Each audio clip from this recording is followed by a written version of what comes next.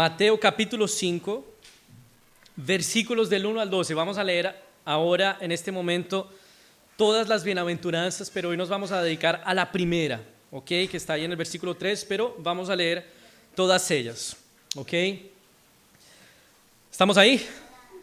Mateo 5, versículos del 1 al 12. Leamos con fe. Esta es la palabra de Dios, es alimento para nuestros corazones. Cuando Jesús vio a la multitud, subió al monte y se sentó. Entonces sus discípulos se le acercaron y él comenzó a enseñarles diciendo: bienaventurados los pobres en espíritu, porque de ellos es el reino de los cielos. Bienaventurados los que lloran, porque ellos recibirán consolación. Bienaventurados los mansos, porque ellos heredarán la tierra. Bienaventurados los que tienen hambre y sed de justicia, porque ellos serán saciados. Bienaventurados los misericordiosos, porque ellos serán tratados con misericordia. Bienaventurados los de limpio corazón, porque ellos verán a Dios. Bienaventurados los pacificadores, porque ellos serán llamados hijos de Dios. Bienaventurados los que padecen persecución por causa de la justicia, porque de ellos es el reino de los cielos. Bienaventurados serán ustedes cuando por mi causa los insulten y persigan, y mientan y digan contra ustedes toda clase de mal. Gócense y alégrense, porque en los cielos ya tienen ustedes un gran galardón, pues así persiguieron a los profetas que vivieron antes que ustedes. Oremos una vez más. Padre Santo, muchas gracias por tu palabra. Gracias porque tú nos propones, Señor, una alegría, una felicidad, Señor, que es inquebrantable, que puede ser vivida, experimentada a pesar de lo mal que podamos estar pasándola. Ayúdanos, Señor, a entender que si estamos en tu Hijo Jesús, ya somos bienaventurados, ya somos felices, Señor. Que esta sea nuestra alegría en este mundo, Dios, donde es tan fácil vivir en una montaña rusa de alegría y tristeza, Señor. Oramos así agradecidos en el nombre de Jesús y para tu gloria. Amén. Ok, mis hermanos, entonces para comenzar a hablar de las bienaventuranzas tenemos que contextualizar y tenemos que hablar un poco sobre el sermón del monte. Las bienaventuranzas son las palabras de abertura del sermón probablemente más famoso predicado por Jesús, el sermón de la montaña o el sermón del monte, y es como una especie de manifiesto, es decir, una declaración pública de principios. ¿De qué? Del reino de Dios. Entonces en el sermón del monte se describe quiénes son y cómo viven los ciudadanos de su reino. Ahora, lo característico de este manifiesto es que es profundamente contracultural. No se alinea o no se alinea a los valores, convicciones y valores de este mundo. Ejemplo clarísimo, las bienaventuranzas, que apuntan motivos de alegría que para el mundo son motivos de tristeza. Felices los pobres, felices los que lloran, los que padecen persecución, los que tienen hambre. Todo el sermón del monte sintetiza el corazón y la ética del cristiano. Una ética y un corazón que desencajan con lo que el mundo propone y establece deben ser personas felices. Y esa contracultura va más allá de tendencias políticas económicas. No es si el gobierno es de derecha, yo soy de izquierda, si el gobierno es de izquierda, soy de derecha, ¿no? Ahora, por ejemplo, los libertarios y más de derecha dicen que ellos son los verdaderos revolucionarios en un mundo tomado por el progresismo izquierdas, pero no se trata de eso. La contracultura propuesta en las bienaventuranzas y en el sermón del monte va más allá de ir contra el status quo o en contra de las tendencias, es vivir esencialmente en este mundo con una esperanza diferente, sabiendo que la felicidad, el amor, la paz y la justicia que todos están buscando de alguna manera está en otro lugar, está en Jesús. Y entonces en esa medida reproducimos una contracultura marcada por el amor y la humildad, por la generosidad y el perdón, por el servicio y sacrificio. ¿Por qué? Porque justamente eso lo encontramos en Jesús. Y eso significa en un sentido que en la iglesia, cuerpo que reúne los ciudadanos del reino de Dios, debe ser radicalmente diferente del mundo. Los de afuera entonces tienen que mirar para aquí adentro y concluir que aquí se vive una cultura en la que se puede comenzar a experimentar los anhelos que como humanidad tenemos: justicia, paz y alegría. Entonces el Sermón del Monte, donde están las bienaventuranzas, viene, por así decirlo, a clavar las tesis de la esencia y la ética del reino de Dios. Estamos ahí, ¿ok? Ahora vamos a hablar un poco de las bienaventuranzas. Estamos abordando las bienaventuranzas a partir de la felicidad. ¿Por qué? Porque es justamente donde ellas parten. La palabra bienaventurados, con la que inicia cada bienaventuranza, significa felices, dichosos. Ahora, una aclaración: alegría cristiana, alegría propia de los hijos de Dios, de los ciudadanos del reino de Dios, no está marcada por una sonrisa todo el tiempo en el rostro. Un bobo alegre que va por la vida sufriendo, pero no hay que ser alegre porque somos hijos de Dios. No se trata de tener actitud positiva o no sentir tristeza. Eso no es lo que marca la alegría del cristiano, sino aquello que es en Cristo. Aquello que ya hemos recibido y recibiremos de parte de Dios por estar en Cristo. Entonces la alegría de las bienaventuranzas está íntimamente conectada no con las cosas que tenemos o las experiencias que podamos vivenciar, sino a lo que somos por causa de la obra de Cristo. Entonces, ¿qué es lo que queremos con esta serie? ¿Cuál es el propósito? Es mostrar en cada bienaventuranza cómo luce y cómo es vivenciada la alegría de quien ya fue alcanzado por la gracia de Dios. Entonces, si tú ya fuiste alcanzado por la gracia de Dios, tú ya eres bienaventurado, tú ya eres feliz, tú ya eres dichoso. Entonces, el punto de la serie es justamente ese: mostrarte que si ya estás en Jesús, que si estás en Jesús ya puedes experimentar la real felicidad. Y que si no estás en Jesús, queremos invitarte con esto a que estés y que el Señor pueda hacer una obra en tu corazón y puedas estar en Jesús. Fíjense que las bienaventuradas no dicen si haces esto o aquello te sentirás feliz.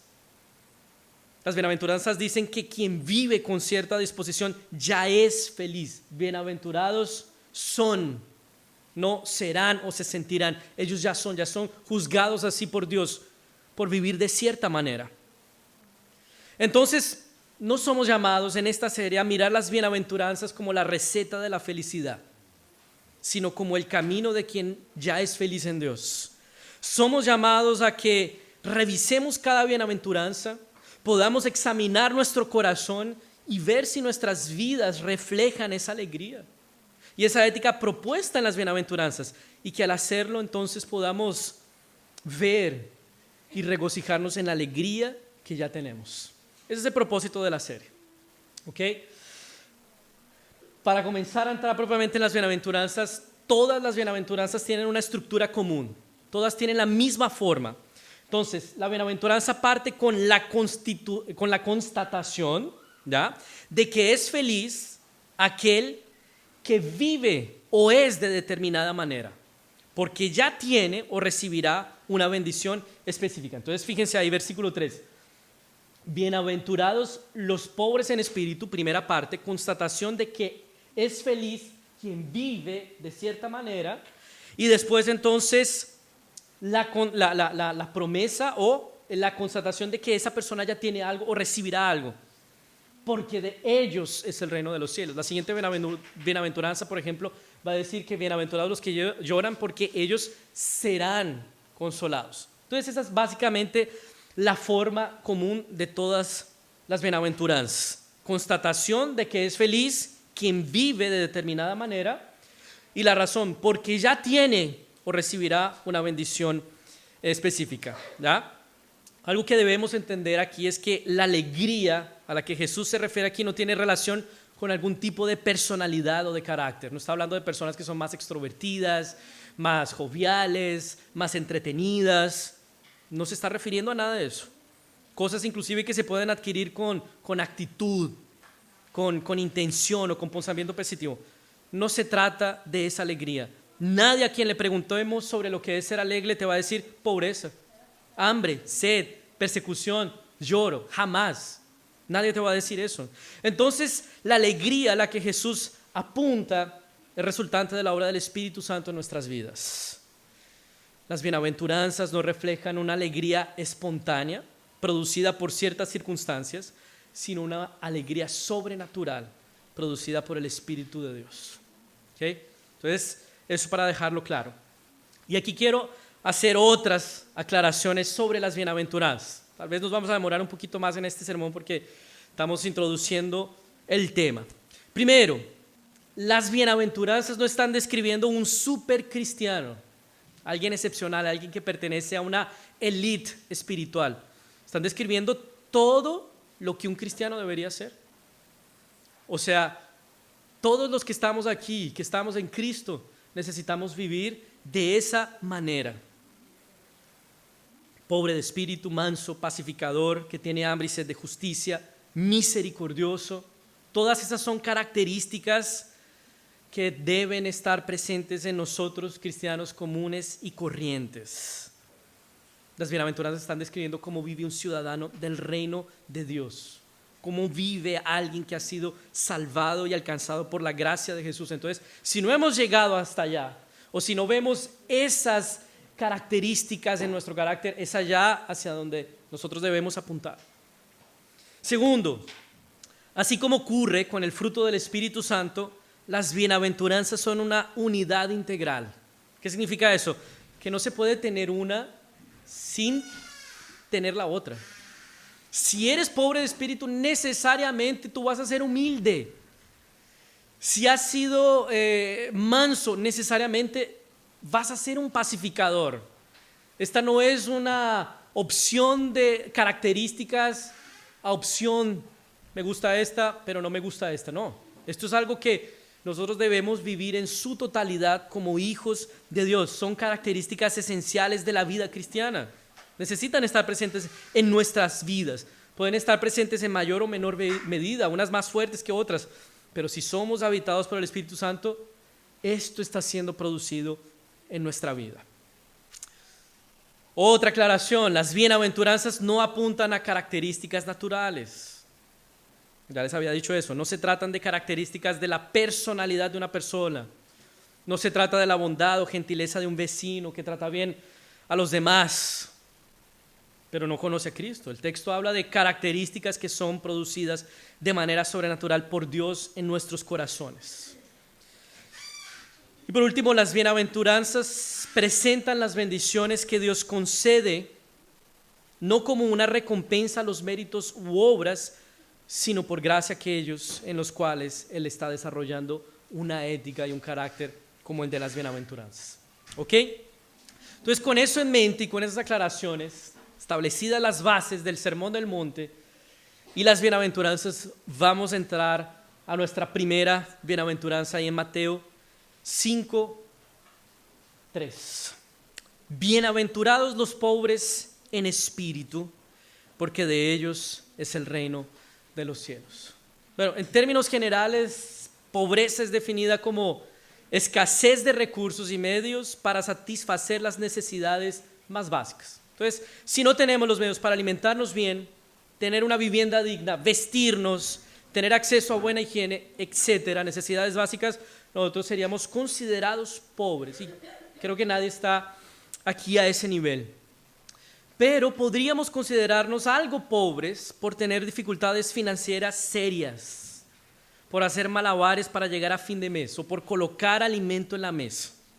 Pero la palabra que Jesús usa aquí para pobres es mucho más fuerte que la primera, falta de recursos para satisfacer necesidades básicas, y todavía más fuerte que la segunda, hacer malabares para llegar a fin de mes. Jesús, con esta palabra pobres, se está refiriendo a una persona miserable, en miseria absoluta, alguien completamente necesitado y por esa razón incapaz de hacer algo por sí mismo para salir de esa situación. Una persona que solo puede depender de alguien más para salir de esa situación en la que está. Es alguien en bancarrota, quiebra, miseria total, absoluta. Esa es la palabra que Jesús está usando para pobres. Y aquí la bienaventuranza nos está diciendo que es feliz el que manifiesta cierta pobreza, que no es una pobreza material, es una pobreza espiritual, pobres en espíritu. ¿Quién es el pobre de espíritu entonces? Ya definimos a qué hace referencia la palabra pobres que Jesús usa aquí. ¿Quién es el pobre de espíritu? Yo alguna vez escuché a alguien que decía que pobre de espíritu es aquel que tiene un solo espíritu, el Espíritu Santo. Quien tiene más de uno es endemoniado, ¿ya? Entonces tú tienes que tener un solo espíritu porque así eres pobre de espíritu. No es eso lo que el texto se está refiriendo. El pobre de espíritu tampoco es el que tiene una espiritualidad pobre. Yo soy pobre de espíritu, o sea, que no ora, que no va a la iglesia. No se trata de pobreza espiritual, displicencia espiritual, no. El pobre de espíritu es alguien que reconoce su pobreza espiritual. Entonces Jesús está usando la pobreza financiera para ilustrar total dependencia de otra persona. El reconocimiento de la pobreza de espíritu no es algo a lo que nosotros llegamos por raciocinio, es algo que produce el Espíritu Santo por la palabra de Dios. Y eso es algo importante porque el Sermón del Monte presupone el nuevo nacimiento. Esto lo está diciendo de personas que ya fueron regeneradas por el Espíritu Santo. Esto no es un apelo a nuevos convertidos o a personas incrédulas. Es así que viven los ciudadanos del reino. Entonces, ser pobre en espíritu, primero es ser alguien regenerado.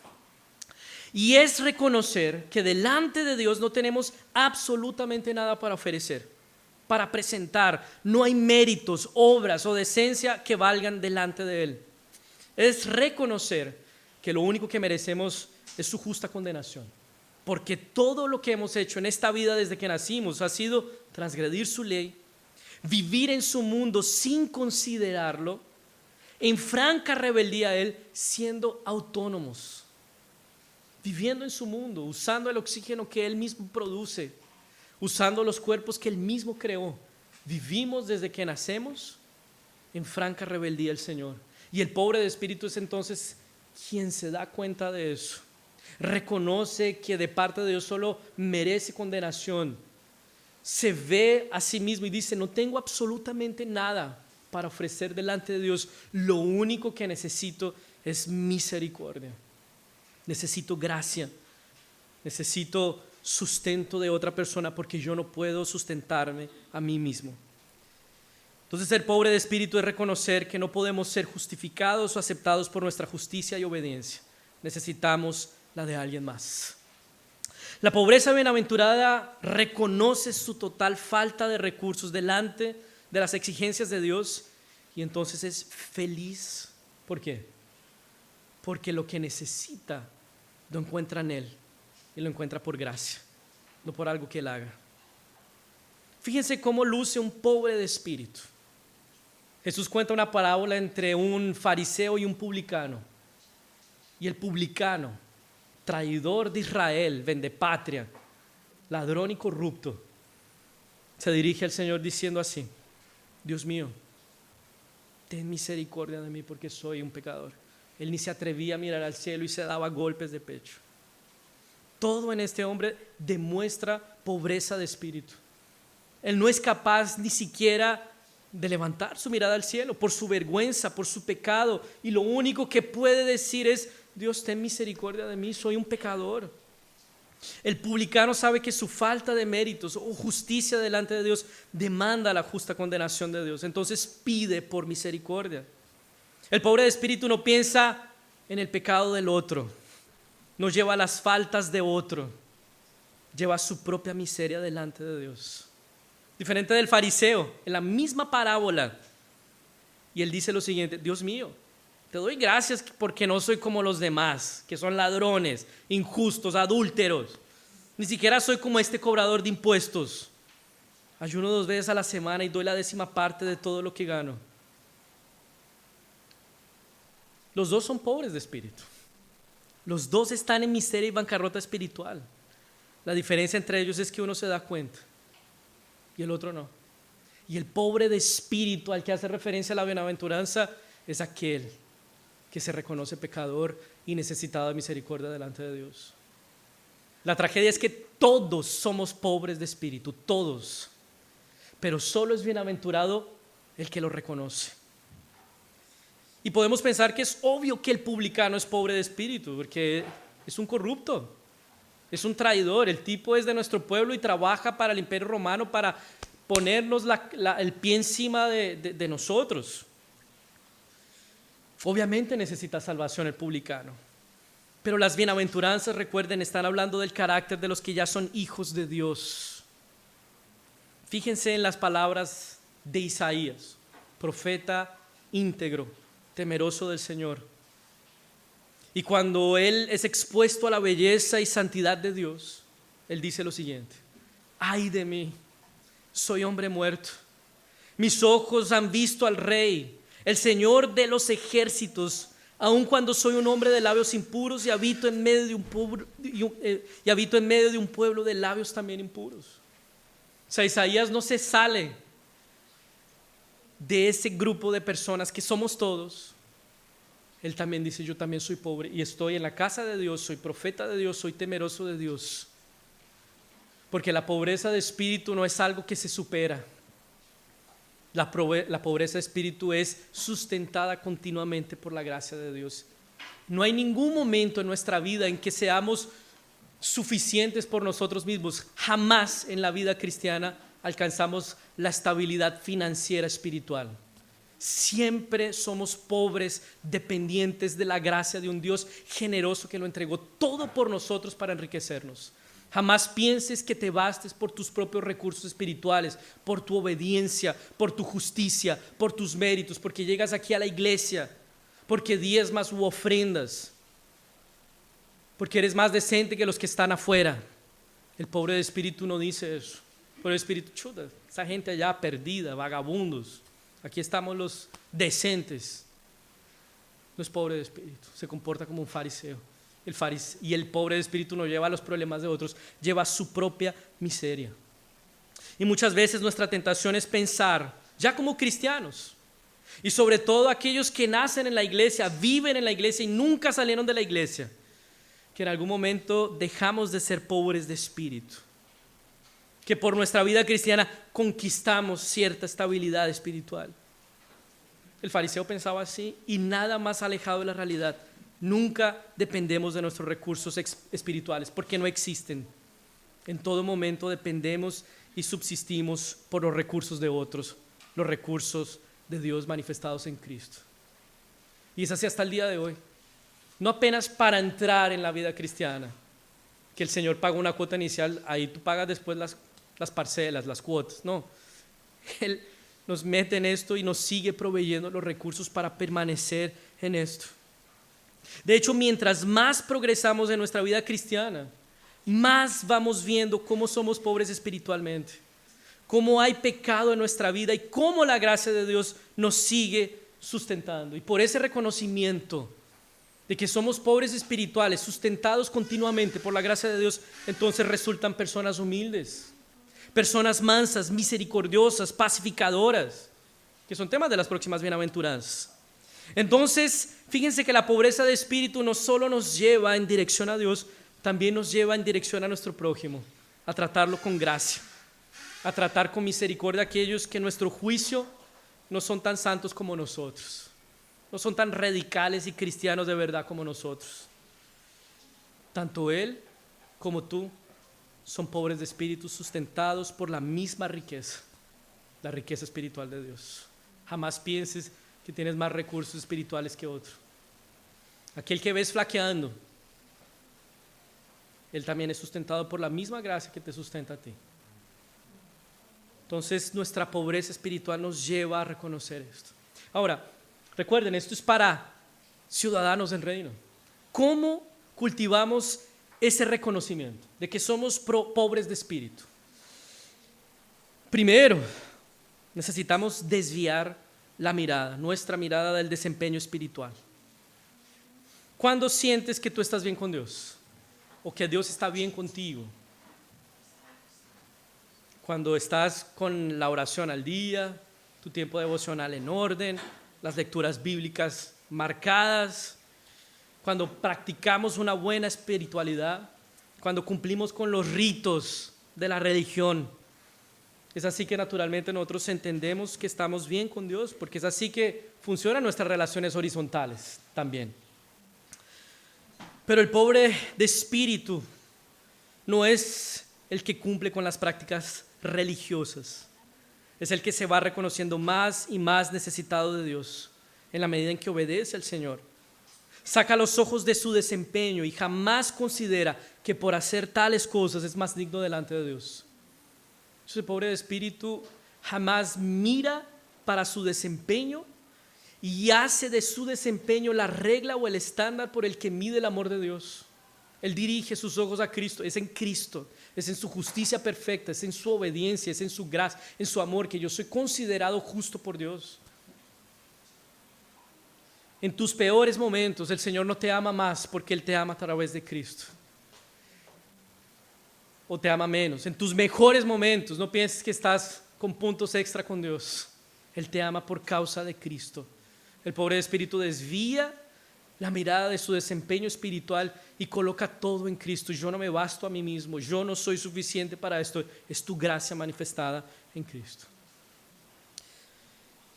En segundo lugar, debemos reconocer que nuestros mejores actos, cuando practicados, claro que sí, son por la gracia de Dios. Y al mismo tiempo vienen mezclados con la corrupción de nuestra naturaleza pecaminosa. Eso significa que nuestro desempeño siempre es imperfecto. Siempre es imperfecto. Desvía tu mirada del desempeño espiritual, reconoce que tus mejores actos son gracia de Dios y vienen manchados de nuestra corrupción. ¿Qué más hacemos para cultivar pobreza de espíritu? Una vida de oración. Quien se reconoce como mendigo espiritual y que depende de alguien más para su sustento, irá a donde se le da alimento.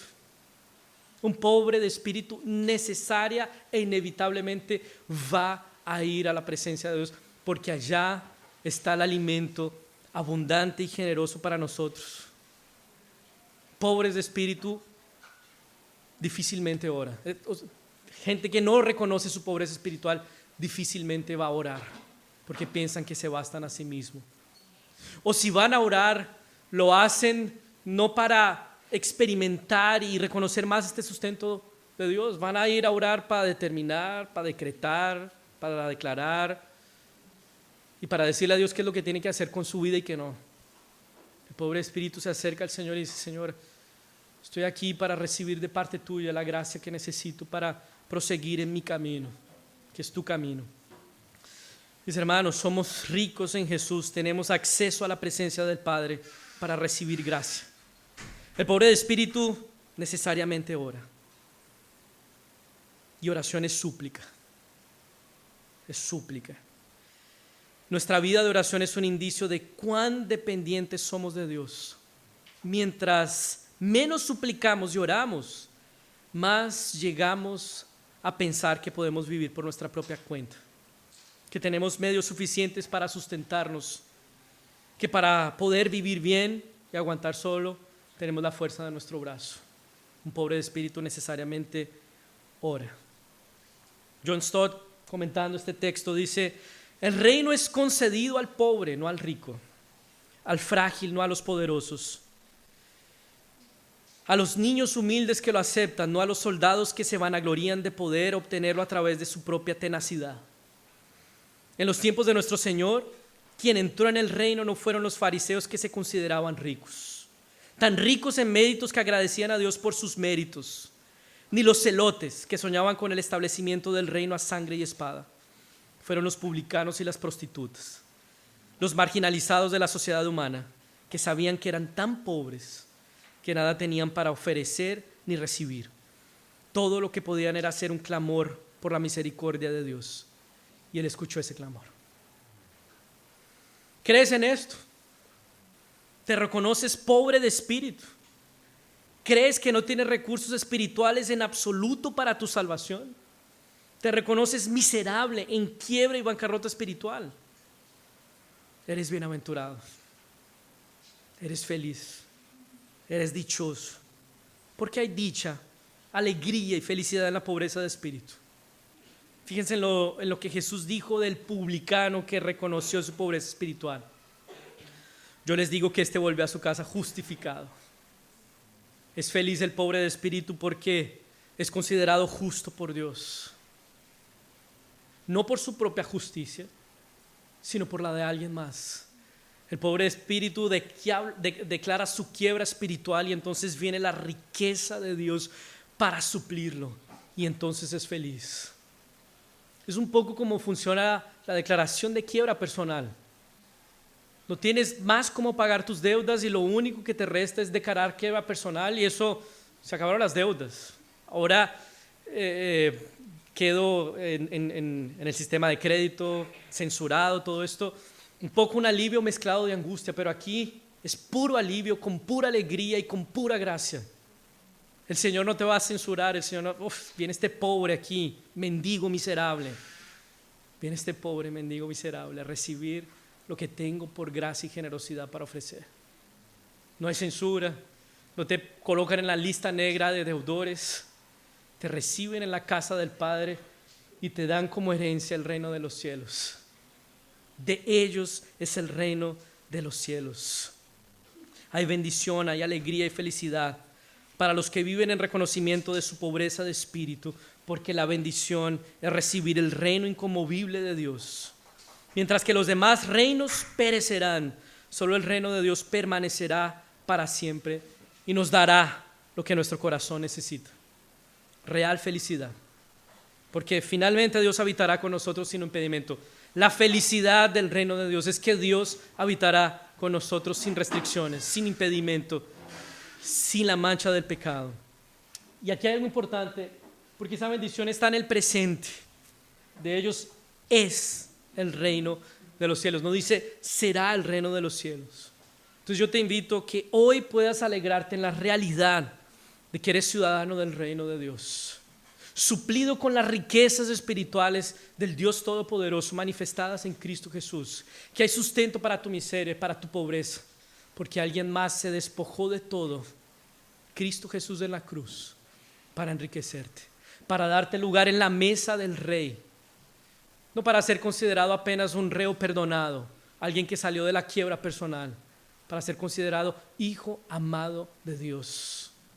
Y en ese reino tienes justicia, paz y alegría en el Espíritu, que podemos comenzar a vivirla hoy, pero que tendrá su plenitud cuando ese reino sea consumado. Solo los pobres de espíritu reciben el reino de Dios, porque solo el reino de Dios produce salvación.